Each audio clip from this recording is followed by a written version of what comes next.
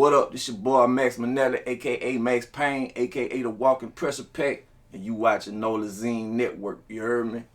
This episode is brought to you by the Loyalty Club, one of the hottest brands out, where they keep their items limited and only for the loyal few. Check us out online at theloyaltyclub.us, or if you're in the New Orleans area, you can check us out at our flagship store, 841 Fulton Street. You already know what time it is. Only for the loyal few, club time. Gotcha. Yeah. So, also today we have one real Louisiana, legend in the building. Yeah. So like for the people who don't know, what part you from? I want you to know. Right. Kind of tell. Right. Yeah, man. Max Manelli, man, from Baton Rouge, Louisiana. Started out a few years ago with the concentration camp. CeeLo, Young Bleed, Boosie. You know what I'm saying? All us came under the same umbrella. You know what I'm saying? And yeah, but just 20 plus, man. Doing my shit. Okay. So, a concentration camp. Like I want you to bring it back, Right. how it started. Right. Actually what year it was, Yeah. et cetera, et cetera. Yep, like man, it was like the mid-90s, like 95. Well, to circle back, like, all right, so I actually was born in New Orleans, right? I lived in New Orleans till I was like 8 years old. Then I moved to California. My pops had left from down here, moved out there, get away from all the bullshit he was involved with. And so I was supposed to be going out there for Christmas, spend with him, but I ain't want to come back. So I ended up staying. I stayed like 3 years. That's when I actually started writing, raps and shit. Then got shipped back to Louisiana. That's when we moved to, it's actually a country town called Irvinville. It's like across the river from Baton Rouge. That's where my grandmother and my aunties and all my mama people was. So we moved back down here. We stayed with them. So some of my cousins was cool with Bleed, with Young Bleed. They went to high school with him and shit. And so once they found out I was writing raps and shit, they was like, man, we gotta hook you up with our partner, which was him. Fast forward, me and him, formed a little relationship. Now keep in mind, I'm still a little kid at this time though. I'm like, 11, 12 years old, so I couldn't really move around like that. But so I used to call him all the time, write raps at school, call a nigga, like, man, check this out, So once a couple years passed and I was really able to kind of like start moving around, that's when, Bleed and Loke had actually started a label. He was doing, he put an album out, and that bitch, got real hot in the city, you know what I'm saying, and in the surrounding areas. Bleed was on there, and Bleed just brought us to the table. Me, I had like a little group with me and my partner Javon. We had a producer named Happy Perez. So Bleed kind of like brought us into the fold with Loke, and that's how all of us kind of like came together. And once we came together, then it was up. Like I said, that was like 1995, 96, somewhere around there. Gotcha. Yeah.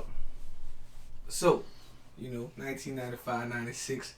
So, how was the streets of Baton Rouge in 95, 96? Man, it was wild, bro, but it was more like, like now, bro, it's like niggas don't have no picks, no, they just wild cowboy shit. You know what I'm saying? Back then, it was like, it was gangster, but niggas had more principles and morals and shit.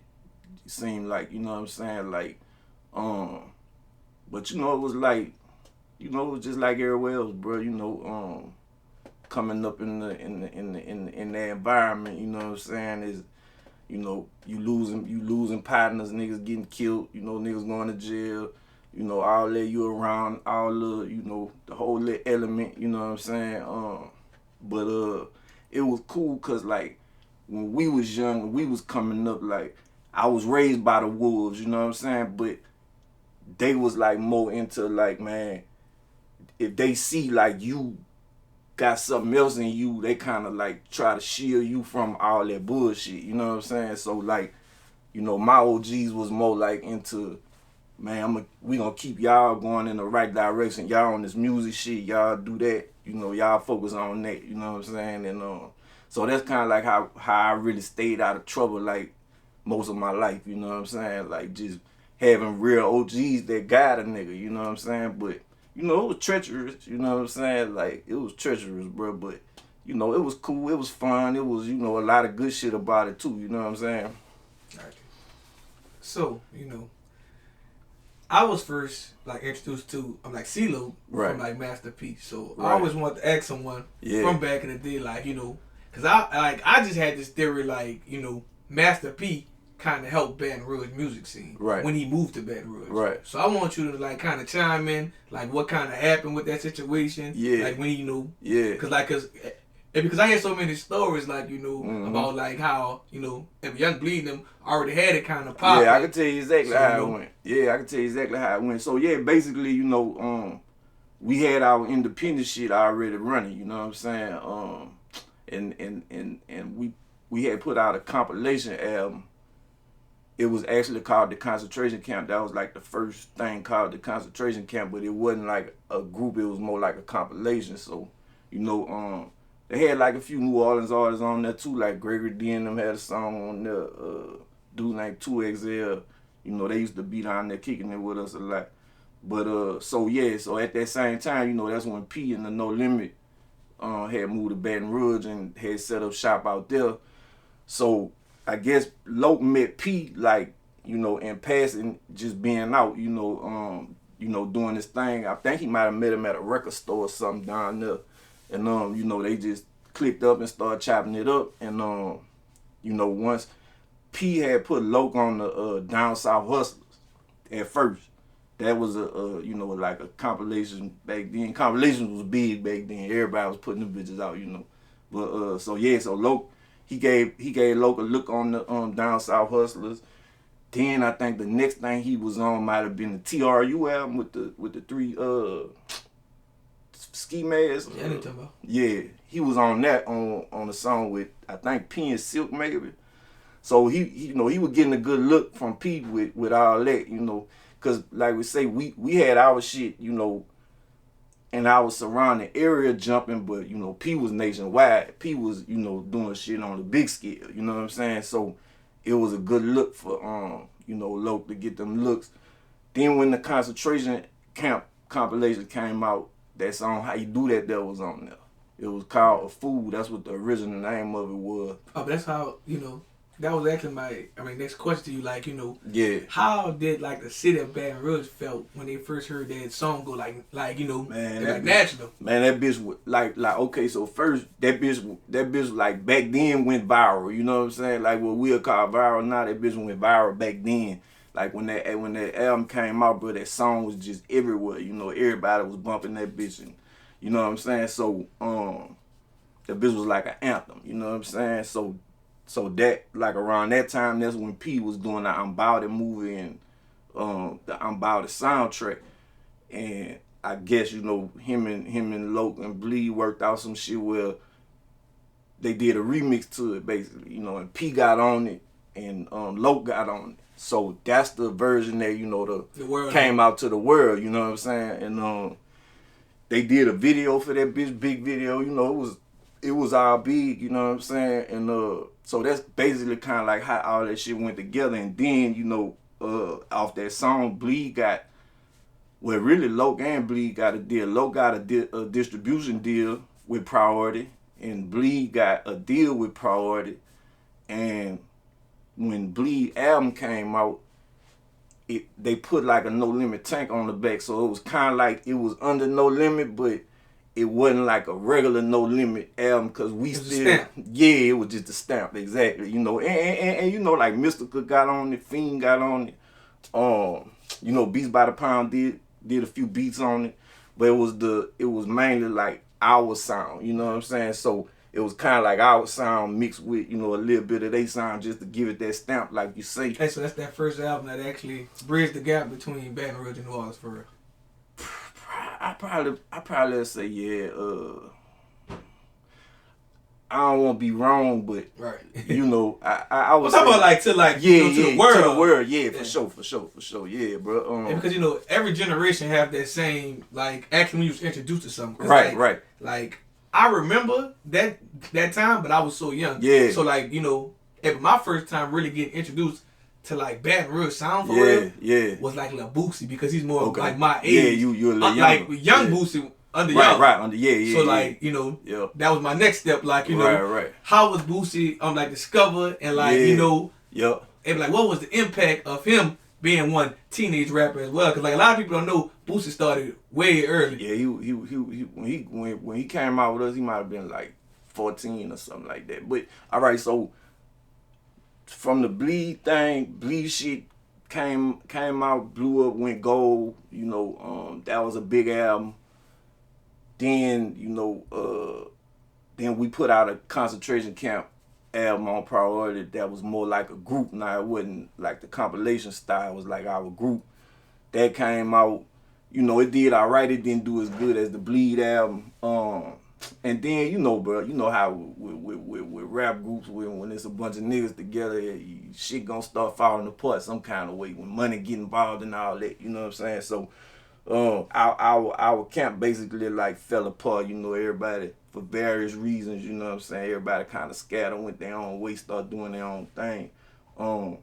So eventually, like in 2000, you know, me and Loke was still cool and we was still talking this shit. And so we started talking about like doing some new music because we wasn't on Priority no more.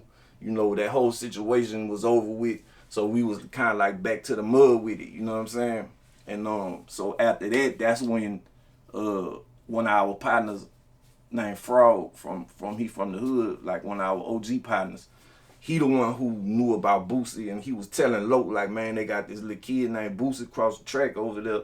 Man, you gotta come hear him, you know what I'm saying? So Loke went over there to check him out one day, and shit, when Loke first heard him, he saw he saw what it was, so he just brought him into the camp with us. So then we did an album that was me, Boosie, and Loke mainly, and that was the Concentration Camp 3.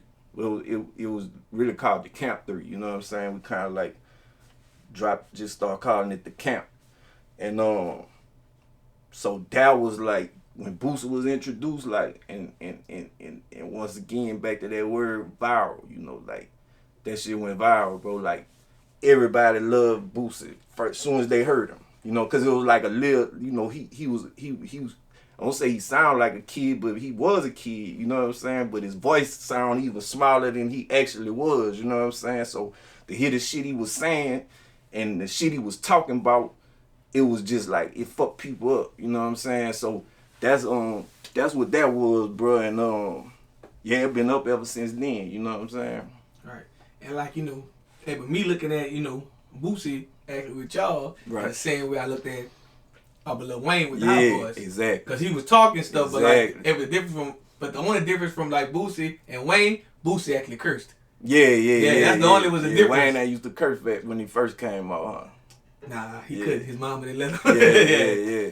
But you know, to me, that's like even doper because, like, man, if people still fucking with you without even cursing, it's like, you know what I'm saying? Like, but like, you know, in Louisiana, in the world, we actually saw Boosie and Lil Wayne grow up. Right, for real. As music artists, that's everything. Facts. You saw everything they go through. That's facts. But the difference, and Lil Wayne got the global, but like, I think them small country towns, they just really Boosie, felt what Boosie. Yeah. And like that was like a difference that I saw between them. Like, you know, Lil Wayne was like the influencer. Right. But like Boosie was the one that the people felt like this is me. Like you from but if you from like Vacherie, you felt Boosie more than you felt like, you know, like Wayne is more like a Jay-Z. Wayne and like Boosie more of a who can I compare, like maybe Kanye. Yeah, it's kind like, you know, they both influence you. Right. But it's kind of like Wayne was like the billboard. You know what I'm saying? Boosie was like the mud though. You know what I'm saying? Like he was like tapped in with the mud. Not saying that Wayne wasn't, but you know what I'm saying? Like you say, like it was like you had to be there. I always them people had locked in with that nigga, bro. Like he was the voice of them. Right.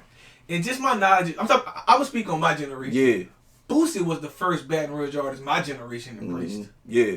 Cause they was like, you know, CeeLo was a little older. Right. But you heard of CeeLo. Right. Because you heard of Master P. Right. Like for New Orleans, like people don't know, like New Orleans is a very hard city to like break in. I was gonna say like even before like the Master P thing, when we was doing our thing, you know, we'd come to New Orleans and, you know, do shows and shit, but it was like hard for us to break in New Orleans like that, cause New Orleans just was like New Orleans music, you know what I'm saying? And so yeah, like the P, you know, like you say, the P thing kind of, you know, bridge the gap in a little bit, yeah.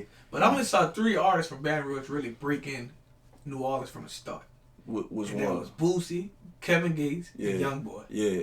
Like them 3 people just, once they first pie, New Orleans just grabbed. And like New Orleans, like, they don't like a lot of people. Like, as soon as they like you forever. Right. But like, it takes a whole lot for them to like you. Right. And it's crazy because it's like New Orleans not even a big city. Like, so you really don't need the city. Yeah. But like, if you from Louisiana, you just want that stat. Yeah, because New Orleans is the, you know, the like New Orleans is like the billboard. Right. You Louisiana, you know what I'm saying? It's kind of like the same thing like with Wayne and Boosie. Like New Orleans is the, and Baton Rouge is like the mud, you know what I'm saying? But the crazy part is I tell New Orleans artists, you need to do what Baton Rouge artists doing. Right. Because Baton Rouge artists, like even a small local artist, gonna always have shows because they connect more to those small, bro. Like the chilling circus. And it's like, man, like that's shit. That's how I've been surviving for all this time. Like, cause it's like, man, you got a core fan base. Like, you might not be selling out an arena, but shit, I do 10 of these little shows and still make that same money. You know what I'm saying? So, and I'm eat forever. Right, forever. You know, it just depends on how you looking at it and what you really want out of this shit. But if you want to make money, if you want to eat, then that's the way to go. And that's always been a difference from like a lot of like from an indie artist. Like the only artist that I saw, like speaking on Louisiana, just in the whole is the only if the only artist from New Orleans actually stayed booked. If like one like indie Baton Rouge artists or like our bounce artists, like a Hot Boy Ron or a Chopper, never was a real rapper, a hard rapper. We never connected with those small country towns. But Baton Rouge and Lafayette and Streetport artists, they always had that you know that smaller circle. Right. And like I always tell them, like, man, you know, you gotta push with that chilling circuit. Yeah, for sure. But like, but it seemed like. And when you think of Baton Rouge and when you go to Faraday and all the places, they only hit New Orleans bounce music artists. Right. So that's why I say you gotta, you know, you need to go to Baton Rouge and collab with those artists and like get that sound. And cause it's like every club gonna do a bounce little set. You know what I'm saying? No matter what city you in, they gonna do that bounce thing. But I like, man, shit, over the years, like, man, I got relationships with a lot of New Orleans artists. You know what I'm saying? So we tapped in, you know, me and Fiend done shit a lot. I was actually signed to Mystical at one time when he was Big Truck Records. So, you know, like, man, me and Soulja Slim was cool. I met Soulja Slim one time. It was funny, bro. You remember Andy Murray? Yeah. They used to be manager Slim. Yeah. Me and Andy Murray was real cool. And me and Slim had a show together in BR. And we before the show, like we was in the little backstage thing shooting dice. Like a lot of my people, some of my OGs was there, and one of my partners and Slim had kind of gotten to it shooting dice. You know what I'm saying? I heard this story from Juicy. What name? Zay. Yeah. He told the story. So I would hear your version of the story. It was just like, you know, niggas shooting dice and this shit kind of got, you know, tensions, but it was all good, bro. It wasn't really nothing, you know. And but yeah, like Slim, you know, like, cause Andy Murray was telling me, like, man, Slim fuck with you hard, Max. He love your shit, you know what I'm saying? So me and him kind of built the relationship from there. And I saw him, man, matter of fact, he had performed at Southern Homecoming, like right before he passed, you know what I'm saying? Yeah, but I saw it on BET. Probably so. Yeah, it was on BET. Yeah. It was on College Hill. Okay, yep. And memorable. They had a after party at like this. It was a hotel, Embassy Suites or some shit. And I had went down there to the little party and I was walking out and I just hear Max, and there was Slim over there ducked out. And he's like, man, what's that? You know. And I went hollered at him for a little second and shit. And you know. And then after that, bro, that happened to him, bro. R.I.P. Slim. But look, damn, I'ma tell you something funny. I was at House of Blues one night Webby had an album release party. This when Webby first album came out, Savage. Like, he had an album release party at House of Blues. And I went to there. I was just in there chilling at the bar. And this chick came up to me. She was like, yo, your name Max? I said, yeah. She was like, man, I used to fuck with Slim. And he put me on your shit. Like, we used to listen at your shit all the time. Like, he fucked with you. You know what I'm saying? So I was like, man, that's what's up. You know what I'm saying? So, rest in peace, Slim, man. Right. But the greatest stories about Slim is, but you never heard him, but not, I'm like embracing other artists. Right, he right. always embraced music artists. When you hear stories about him, yeah, it didn't matter what type of time people always spoke on, but right. he always seemed like he embraced always music artists. Yeah, cause you know, man, like, you know, a nigga that's not Hollywood like that, man, you know, you just fuck with everybody. Like, you know, it's respect, like it's respect. You know what I'm saying? But you can speak deep on it, like, you know, like, but a lot of our music artists who actually live in the streets and live in the streets or been to jail. Yep. You already kind of actually met people already from Baton Rouge if you've been upstate. Exactly. So you know, if those relationships kind of build in jail. Right. So when you come home, like even if you never met that rapper, you might know somebody on side of that rapper. Yep. So like the relationships kind of still just like Marcelo and the dude Dodo. Yeah, shout out both of them. Yeah. Well, R.I.P. Dodo. Peace, Dodo. But yeah, shout out to Marcelo. That's my dog too. But like I had met Marcelo one night in BR because one of my OG partners, we call him OG, he was locked up with Dodo. And he's like, they saw each other and, you know, they was running it and shit. So, you know, like it kind of go to what you saying. Like, yeah, but it made y'all talk to each other. Right, exactly. You know what I'm saying? And yeah, bro. But yup, you right about that, bro. Gotcha. So before we get into Diamond in the Dirt, let's get a little bit of how you feel about being in the game over 20 plus years. Like what do you enjoy most about it, and like what do you hate about it? Man, first of all, bro, I feel blessed because, you know what I'm saying, like I made a living off my dream, you know what I'm saying? Still to this day. So, you know, like I ain't never had no 9-to-5 job or nothing like that.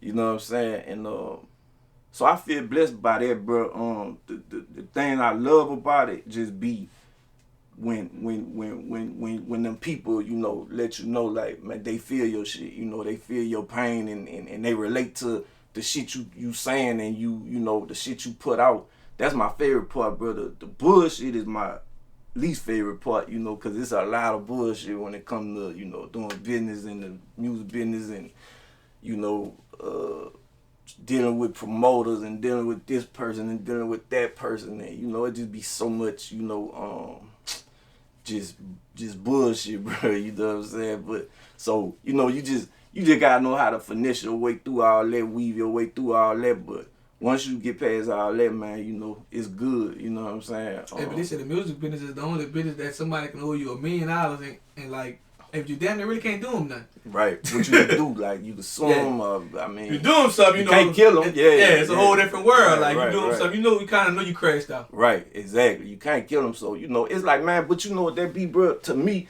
it just be, like, lack of knowledge on niggas' part. Like, man, so, you know, that's why I be trying to tell everybody, like, man, read, bro, learn, like, whatever kind of field you going into, do your research about that, because it's a wealth of knowledge available to everybody. It ain't like, you know, back in 1956 or whenever they was just, you know, fucking over artists and shit. Nah, bro, it's on you kind of if you don't know. You know what I'm saying?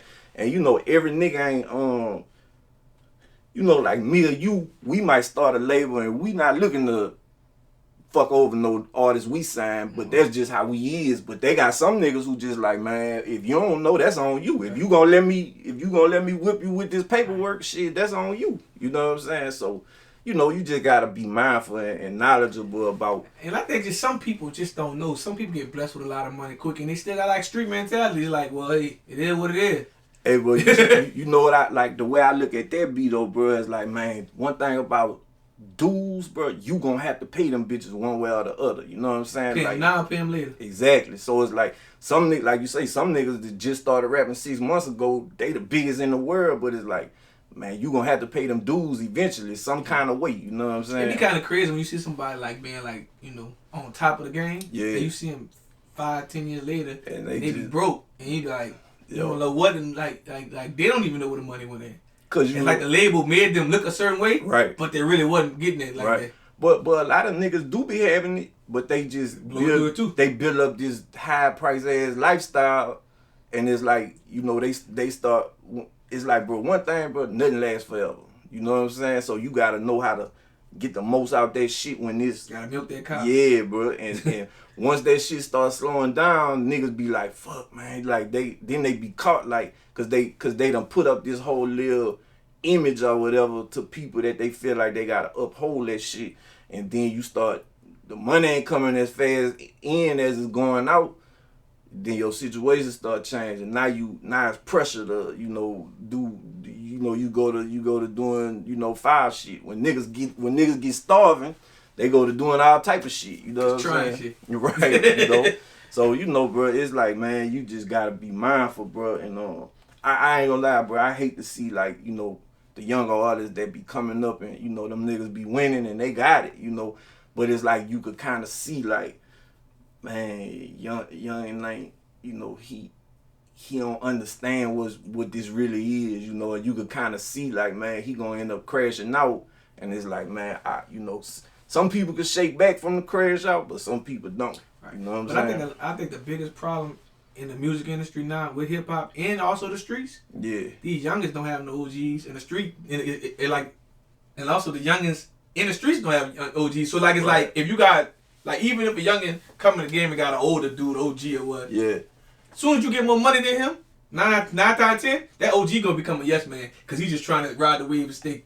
That's true too, but tell me this, what you think about this? Like, do you think it's more so that niggas don't have OGs, or you think the young niggas just don't want to listen to OGs? So OGs kind of like... Well, I think it depends on the type of OG. Like, if you respected him before he... Like, because he old don't mean he OG. Right. Yeah, because he older than you. OG, OG. Like, if you... OG is a certain thing. Yeah, if you saw him be that, and you always visual him as that, you can always respect his opinion. Right. But you know, but like, I feel like sometimes niggas might feel like, man, you ain't never make it as far as where I am, so why would I listen to you? Correct. But if you look at it, it's like, man, but I'm going to tell you why I didn't make it as far as you. I'm going to tell you the other side. I'm going to tell you what mistakes to avoid. I'm going to tell you, you know, all that. Because, like, I feel like, bro, like, man, you know, just like Martin Luther King and them did everything they did. He paved the way for them. So we could live how we live, you know what I'm saying? And so I just believe in, like, man, don't let other niggas' struggles and mistakes and shit go in vain. Like, learn from that, you know what I'm saying? And so like I say, bro, it's a wealth of knowledge. I kind of do feel you on that, though. It's kind of like a little disconnect, you know, because I kind of feel like, you know, young niggas be like, man, fuck them niggas, them old niggas, and old niggas be like, man, them young niggas just, you know, everybody got a certain little perception of each other, but man, that's bullshit, bro. We need to start bridging that gap. And like I said, you know, the streets and hip hop is like kind of similar, because I think, like, even how you just said, like, how we paved the way, like, you know, older guy probably paved the way in hip hop. Right. It's like, even in the streets, like, you know, I told the young dude, like, you know, if it's easy to sell 1,000 bowls now and all this, like, it's easier for y'all to get more money than us at that age, because y'all got a whole different system. Yeah, we didn't have it, and also. You don't know how many risks we took to actually become one. Like, everybody my age probably got a cell charge. Hey, bro, y'all don't catch cell charge because y'all ain't dealing with those type of people. Y'all don't know what it be like to be really on the corner all day. And these niggas be cash apping and this and that. You y'all know, have to show the government all your transactions. Exactly. But I'm saying, in general, we paved the way to get y'all to this level. Exactly. Because guess what? Hey, but if y'all didn't see us out there hustling, y'all probably went out there. Y'all wouldn't even know what that was. You know, it's like you had to see it. And that's kind of like, you know, my thing with the whole diamonds in the dirt shit was my, you know, vision. It was kind of like, man, I want niggas to see the way the road was paid for what they got today. You know what I'm saying? Because dang, it was like niggas don't get the credit and the recognition they deserve, bro. Speaking of diamonds in the dirt. Yeah, but actually, I'm like, before we start, you know, I'm gonna say R.I.P. to everybody that you recorded before they made it. Especially J Dirty, that's my boy. Right, man. But like, you know, Dirty, Diamond of the Dirt, like, you know, how you came up with that. Yeah. Like, you know, and like what your full reason was to actually make that documentary and everything like that. And like, are you planning on making like a movie or a series or anything out of that? Yeah, it's well, the way I came about with it was kind of like I just said, bro. Like, I want to tell not just my story and people that's with me story, but a lot of niggas story. Like, even like the niggas who made the way for me to do what I do. You see what I'm saying? So, you know, it's just all about a respect thing and a giving back thing, bro, and just giving people they credit, you know. And like, man, I'm the kind of nigga, bro, I don't, you know how some niggas just like, man, I ain't gonna, some niggas don't want to give nobody else no shine or no look or no nothing, you know. I ain't like that, bro. I don't give no fuck about that because I feel like I'm me regardless to whatever, you know what I'm saying? So I could show another nigga love and be like, man, hey, this nigga, you know, this the reason why I do what I do. You see what I'm saying? So it was really all about that, bro. And you know, I the first idea I had was to kind of put everybody on one movie, but once I started editing and getting into that process, it's like I saw that, man, this shit, I can't make no long ass movie like that. So I had to start breaking it down in parts and just kind of going by eras. You know what I'm saying? So yeah, part 1 out now. Part 2 coming out February 23rd. But yeah, bro, it's definitely we turned into a franchise. You gotta break it down. Yeah, so we gonna have a part 3 or part 4. You know, as long as this shit lasts, you know, and we got a couple of little things we working on, like 2 for YouTube, like kind of little short, you know, extended clips, you know what I'm saying? But yeah, bro. So yeah, we trying to build that shit up, bro. Well, I'm gonna say that you know, it's very important that you did that because people like me don't know the full knowledge of Baton Rouge culture and everything like that. Because you know, I ain't grew up there. Right. You know, I only knew New Orleans and whatever the mainstream media gave us. Yeah. So it's like, you know, but me doing more interviews at Baton Rouge, you start to like learn, and also if you really watch the old documentaries, a lot of these young people has actually been like influenced by these people that you don't even know of. If people don't really know, like people my age and younger don't know C-Loke was like one of the people that really paved the way. Or like a Nutsie or something. Like you only know like people always associate the bad and negative with Nutsie and Boosie. But also I was just watching Lil Fat, I just watched them walk in the room. Mm-hmm. And I'm like, damn, that's NBA young boy. Yep. I mean, most people wouldn't know that. Like, I'm like, dang, it's the whole aura. Right. The influence, bro, is just, you know, like we always influenced by somebody. You know what I'm saying? So it's like, yeah, like some of them dudes, like Young Reddy, you know, he another shout one. Out, you know, like R.I.P. him. Yeah, bro. Like a lot of dudes, you see them in these dudes today. You know what I'm saying? So. Yeah, bro, like, man, you know, like I say, we always influenced by somebody. But I'm just looking at Lil Fat, like, he's probably the whole bad. Hey, bro, but it's crazy because you know how Young Boy is not like the young generation. Right. He they fucking idol. You know what I'm saying? That's how Fat was. But Fat was the young nigga. You know. But it's crazy because like, and Lil Fat wasn't the biggest on the label. So like when I saw him, like, dang. Right, but he wasn't the biggest, but he was big. But he was coming though. Yeah, he was coming. You know, like you know, another year or so, bro. Fat would have been. He'd have been that. Yeah, he would have been that, bro, for sure. You know, yo. So like, you know, bringing it back a little bit for like, how was it like seeing Trill go? I'm like on a run. Man, it was love, bro. Like I say, bro, I want to see everybody win, bro. You know, I ain't no nigga who be like, man, hating on no another nigga to see Cesar. You know, man, actually, like a lot of people don't know, but me and one of my partners, we had a group called Lalo J. Vaughn.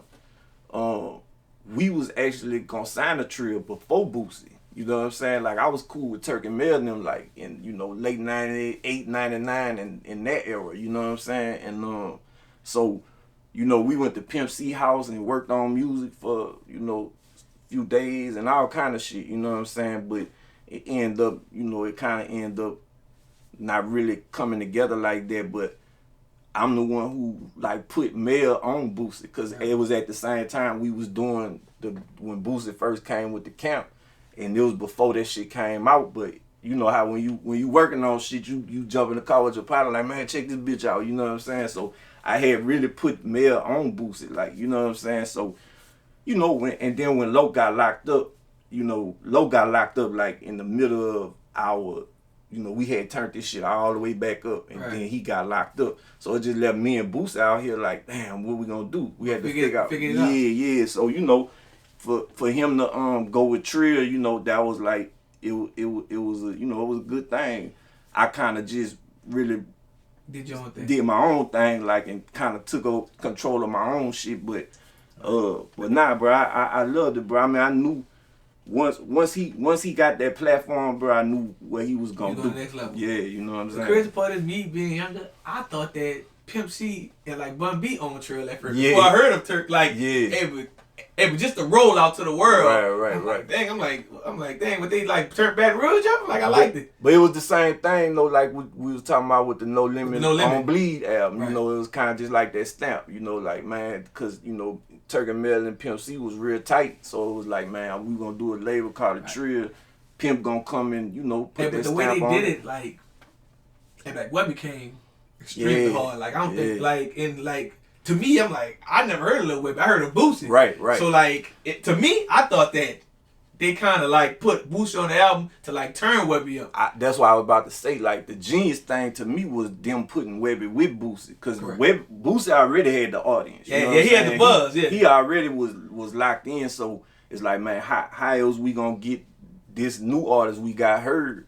Shit, let's put him with Boosie. And see, I didn't want to speak with it because I didn't know for sure if that wasn't the plan. I mean, that's business though. You know what I'm saying? It was very genius, but and like Webby held his own. He hit that. See, that's the thing. Like so you can't say, oh man, Boosie made Webby because Boosie gave Webby a look, but when Webby got that look, he did his shit. You know what I'm saying? So it's like man, because like to the world, I'm like Webby was introduced first. Right, it's kind of just like BG and Juvenile. Right, you know what I'm saying? Yeah, like, it was BG first. BG was the nigga, but once they got that deal, you know, Juvie, you know what I'm saying? So it's kind of like the same thing, bro. And I think that's just like them niggas just made them certain type of records at that time that was, you know what I'm saying, ready for worldwide. You know, like Webby had to Give Me That Pussy and The Bad Bitch. You know what I'm saying? And I tell people, Trill is like my top 5. I'm like Louisiana label. Right.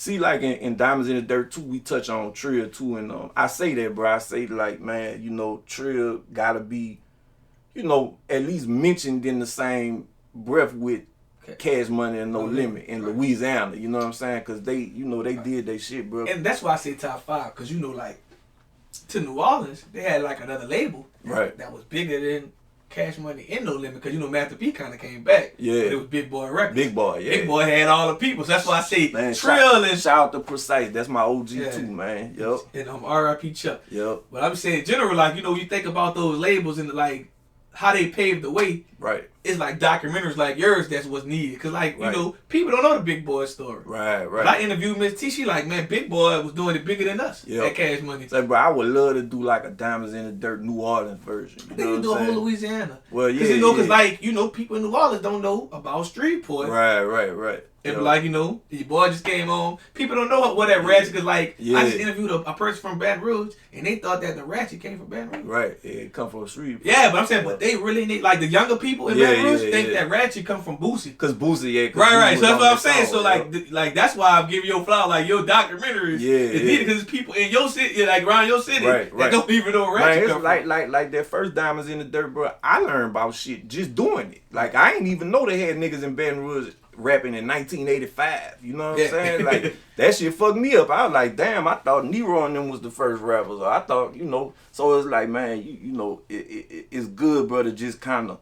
put the stories out there, bro, and you know, like you say, bro, just to educate the youngsters, bro. Cause like I just saw, you know, shout out GDP because like he actually takes a lot of research and clips and do what he do. Right. And I saw that the dude, I'm like Maxwell Cream from Houston. Yeah. Think that talking about was Am Bitch. That was Am Bitch and all that. I'm like, in my mind, like, you know what? He probably caught that after 05 when he jumped off the porch. When New Orleans has took their influence on but cause you know you know, but niggas who not from Louisiana be like, man, why you calling your partner a bitch? They be tripping out on you. You can't go around the world calling nobody no bitch. But they don't know, like, you know, that's how niggas down here rock. You know what I'm saying? It ain't no. And like the thing is, I didn't know it was a whole Louisiana thing. I thought it was just New Orleans. Yeah, so you just put me. I believe it started in New Orleans. Yeah, but like you know, cause like I don't think a New Orleans person could talk to other people in a bitch way, cause like only I think it's understanding the way we call bitch. You gotta know. It's a different way. Cause sometimes that bitch what's that bitch up? What's that bitch? You know what I'm saying? Sometimes that bitch get stretchy. You kind of know why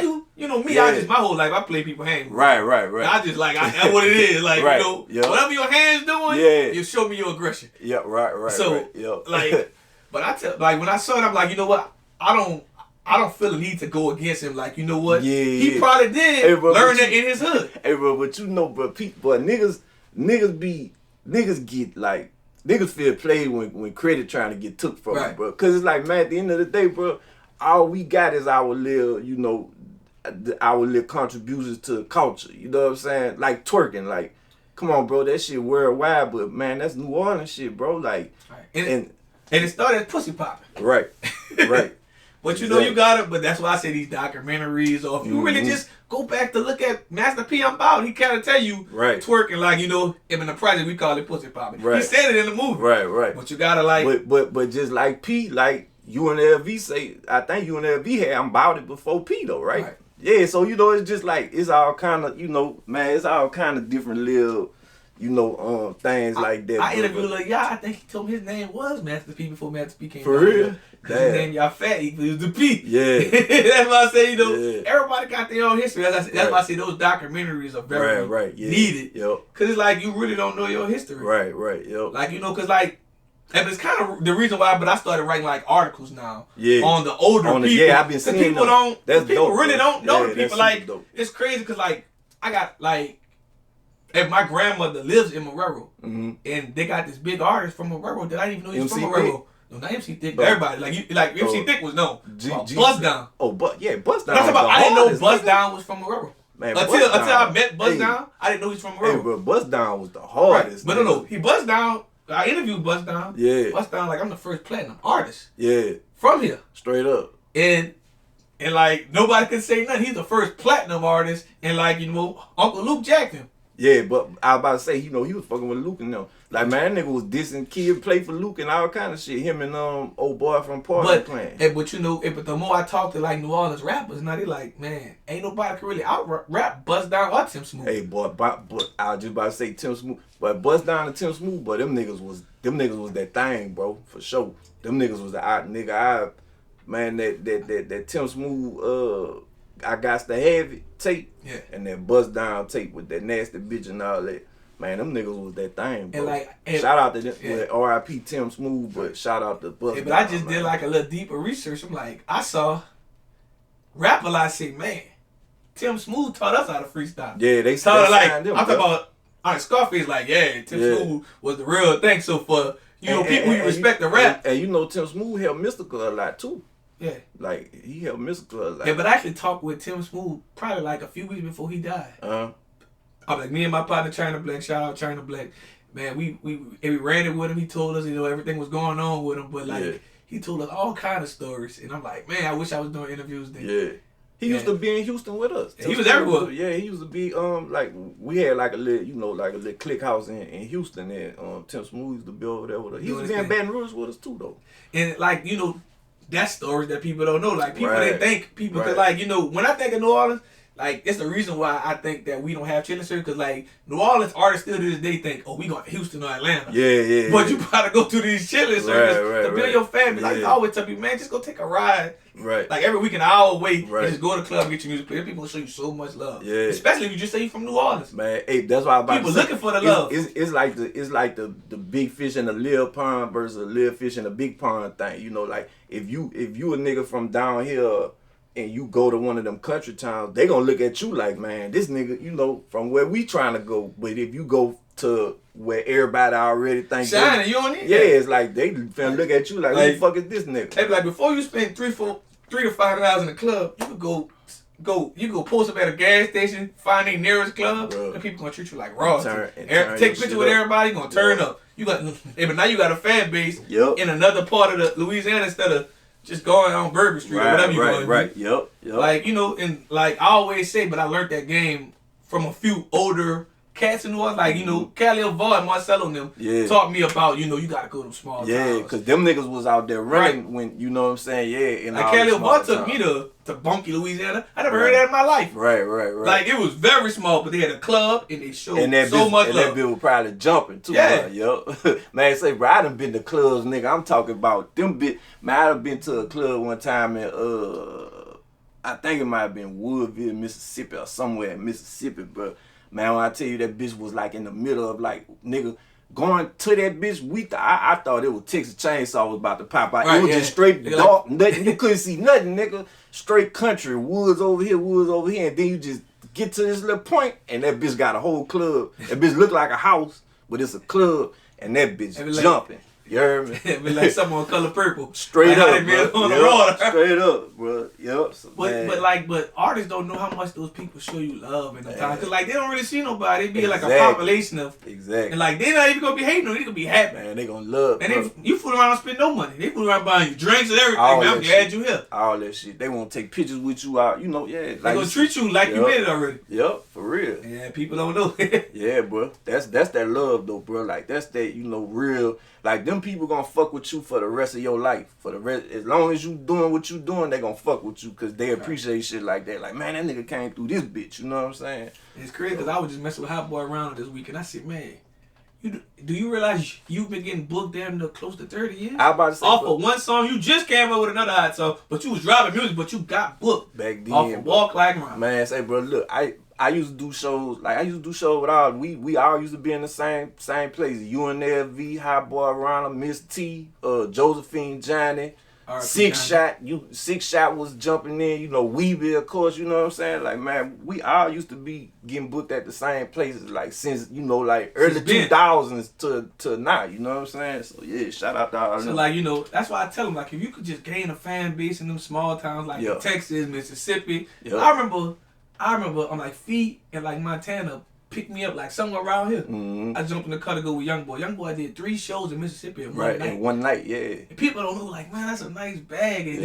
this was like 38, baby, Young Boy. Yeah, Like, I'm like, he didn't even know where he was at. He just ride. He don't even know what city he in. I'm like, man, that's love. Yep. And people don't really get to experience it, and it's dope that you experienced it, and you can come back and tell these people about that. Yeah, it's real, bro. But nah, that's the coldest shit, bro. Like you right by telling niggas that, like, man, try to put them in that lane, cause that's where the money. That's where the money is, bro. That's where you gonna eat at. Like streaming, you don't understand how you gonna make no real money on streaming. Bro. But if you could get them shows, that's a direct bag. That's a direct bag, bro. You do 2-3 of them bitches every week, man, you good. You know what I'm saying? So, you know, has there been a point in your, you know, music career that you just wanted to give up? Well, I ain't gonna say give up. I never wanted to give up, like in that sense of the word. Right. But I did retire one time, you know what I'm saying, and in 2019. But I more so kind of retired because I was ready to just all the way focus on the documentary shit, you know what I'm saying? And so I kind of like retired from doing music, but man, you know that shit don't never last long, bro. You know what I'm saying? Like you gotta, that music, when that shit in you, bro, it's in you. You know what I'm saying? So, and then it's kind of like, you know, it had got to a point where like it was, where niggas would be like, man, you too old to be rapping and this, that, or the other. Like the OG niggas was too old to rap. Hey, but how you feel about that? I feel like this, bro. Like, first of all, hip hop only just made 50 years old last year, so it like it's such a young art form. You know what I'm saying? So it's like, bro, how you gonna just push a nigga out the game just because they reach a certain age? Like, but if you look at like kind of just like a radio station, right? They got like the radio that your mama listen to, you know, like with the kind of older folks shit. They got the radio that your little brother listen to, you know what I'm saying? So it's just like that with rap. Like, man, I love the youngsters, bro. I listen to them, you know, but I can't listen at them niggas all day, bro. You know what I'm saying? Cause they be on some whole other shit that I can't really. I understand it, but it just ain't my thing like that. So I'd rather listen to a nigga who more my speed talking about shit that I could relate to. Right. So it's like grown man rap now is more accepted. You know what I'm saying? I'm also trying to teach, you know, like the younger generation, it's been over 10. It's been over 10 years now. Y'all been rapping about the same drill stuff. Right. Now it's time to go back to what the formula was. Y'all don't rap about women or nothing. Right. Y'all making the women hard. The women running around. I was about to say, y'all making the women hard. All the women talk about is stepping on opposite shit now. Like, the music shows how much it's influenced. Because, like, the women not talking. Yep. Like, the women don't feel like a woman no more. Like, they more you know, they more trying to drill too. Right, So, like, you gotta, like, I think we need to start finding R&B singers again to get on the hooks and stuff. Right now. Yeah. Cause like. But if you think about it though, all the rappers sing. So it's kind of like, you know what I'm saying? You can at least do the hook. I sing about a girl or something. Right. Nah, I trust me, nigga. I feel you, bro. You know, like I say, bro, I love them niggas. I love to see them doing what they doing. I respect them. You can't hate on them, but it's like, it's time for, it's time to go back to the formula. Like, if you think about like the old school, even the old school rap, they always included the women and make them feel like women. Now it's like, they ain't really tripping. They nigga was going for the women for anything. Right. You know what I'm saying? And like, you know, and I'm not knocking no women, because like, if I found myself judging Sexy Red, then I thought about it. Yeah. I said, man, I'm from New Orleans. I listen to Magnolia Shorty, Monkey, and I'm like, that girl ain't saying nothing wrong. Right. She ain't. I mean, she just doing her. You know. And that's what it shows. Controversy sells. Right. Like, you know, she say certain stuff that's gonna grab your attention, and you gonna remember. Hey, but controversy said more than anything. You know what I'm saying? But another thing though too, like is them young niggas need to understand this, but you only young for a little amount of time, bro. You gonna be older more than you gonna be younger in your life. You know funny what I'm saying? Because I'm starting to find myself telling all the old heads, like, I can't call y'all old no more. I'm older. Right, yeah. I used to call all of them old. You got a belly now I'm growing a belly. You can't do that no more. Niggas start calling you uncle and shit. You like, damn, man. 2 weeks ago, man, the dude I interviewed from Opelousas, he kept saying uncle on the camera. Yeah. I couldn't do nothing but laugh. Like, wait, he think I'm uncle. I say, bro, it is what it is. Yeah, bro. But you know, it's all about, like, man, the worst thing you could be is an old nigga trying to act young. You know what I'm saying? Like, don't be that, but just be... Just do shit on how you supposed to do it. Like, do it grown man style. You know, we still dress the same as them niggas, but we just do it in a different way. You know what I'm saying? I'm still gonna wear Jordans and fucking whatever these niggas wear, but the more, like, the older I got, I'm like, dang, I really made it to this age. Right. And the crazy part, I be like, I already have my problems and your problems, because I can't go back to looking over my head and thinking like, after a certain age, I don't think they realize that your ops really become like, man, we gonna stay out each other way, man. We got kids, we got stuff to worry about. Yep. If you made it to a certain age, it's like, man, it's very rough. What we even were beefing about in the first place, man? Fuck that shit. You know what I'm saying? Like, even if y'all had a few like body swaps, it's like, is it really worth us crashing, losing everything over? Right. Like, you know what? We gotta find some type of peace. Common ground. Common ground. Like, you know, I'm gonna stay out your way. Like you say, you just do you, I do me. Like, man, we you know, we just, you leave me because you know, if, like, right now I'm looking at them all, like, dang, everybody trying to up the school and all this. I'm like, you ain't even gonna be fighting for that same cause in 10 plus years. Right. Especially if y'all go to jail later on. Like, you ain't trying to come home and still whack them same people. Right. Now your life changed. Yeah, bro. I mean, and then, you know, bro, I be wondering if these youngsters really understand, like, what death really is, bro. I don't think they understand what jail is.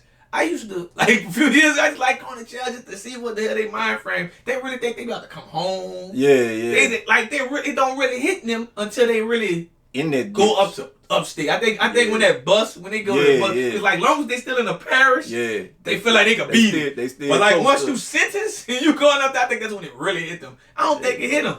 Hey, bro. Man. Hey, bro. Like, me talking to a few of them, just even going like the whole thing, like, I don't think it hit them yet. Yeah. It hit them when that judge say life and see you on that bus. Right. When you hit into seeing, then it's like the thing with the OG we talked about.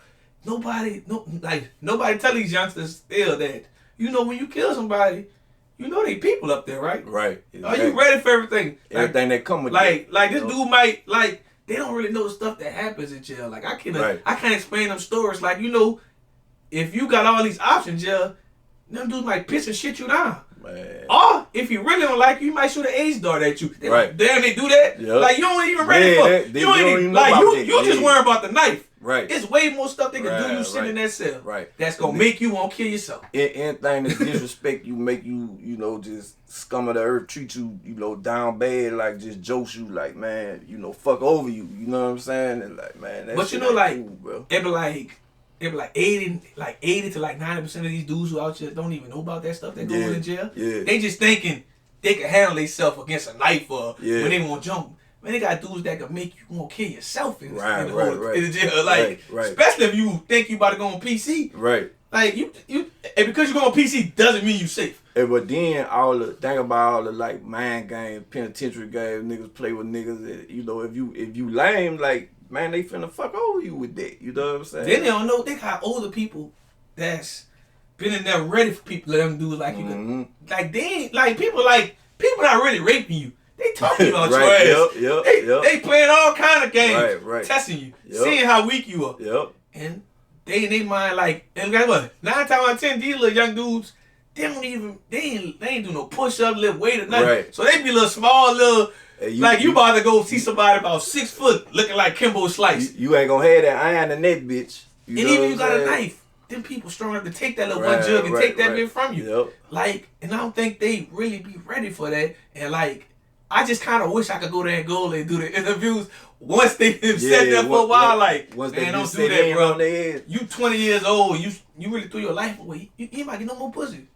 Bro. So 9 10, you probably about to start getting a little boy. Right, yep. And they don't speak on all this. They just, like, that's why I say the rappers need to kind of go to jail and experience it too, for to kind of see what y'all kind of leading these people into.